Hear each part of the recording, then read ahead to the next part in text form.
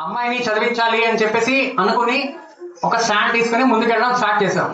United helping hands 369 17వ వార్షికోత్సవ ఇచ్చేసిన మీ అందరికీ పేరు పేరున ధన్యవాదాలు, కృతజ్ఞతలు. ఆర్గనైజేషన్ మనం 3rd June 2009 ఆ రోజు స్టార్ట్ చేసాం. అందుకనే మన వెబ్సైట్ లో కూడా మీరు చూసుంటే united helping hands 369 3rd June 2009 start చేసామని చెప్పేసి ఆ డేట్ మనకి ఎప్పుడు గుర్తుండాలని చెప్పి మనం 369 అని యాడ్ చేసుకున్నాం.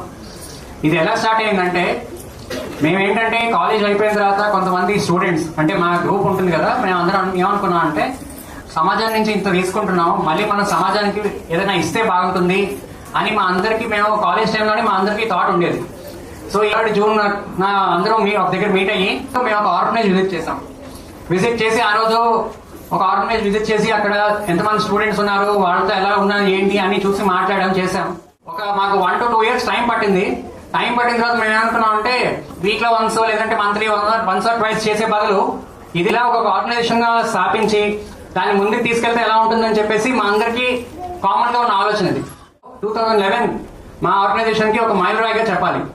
ఎందుకంటే 2011 లోను అప్పట్లో ఏంటంటే చాలా మన న్యూస్ ఛానల్స్ చూసినా, పేపర్లు, టీవీలో ప్రతిరోజు బాలికలపై వేధింపులు, అత్యాచారాలు, ఇంకా బాల్య వివాహాలు, బాల కార్మికుల గురించి ఆ టైంలోనూ ఏ న్యూస్ ఛానల్ చూసినా, ఏ న్యూస్ పేపర్ చూసినా సరే వేధింపులు, అత్యాచారాలు ఇవన్నీ ఎక్కువైపోయాయి.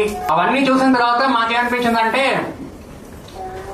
ఒక ఆడపిల్లని తీసుకుని తనకి చదువు కానీ చెప్పగలిగితే ఒక తరం అంతా తన వల్ల బాగుపడుతుంది అని మాకు అనిపించి మేము అప్పటి నుంచి ఏంటంటే అమ్మాయిని చదివించాలి అని చెప్పేసి అనుకుని ఒక స్టాండ్ తీసుకుని ముందుకెళ్ళడం స్టార్ట్ చేసాం.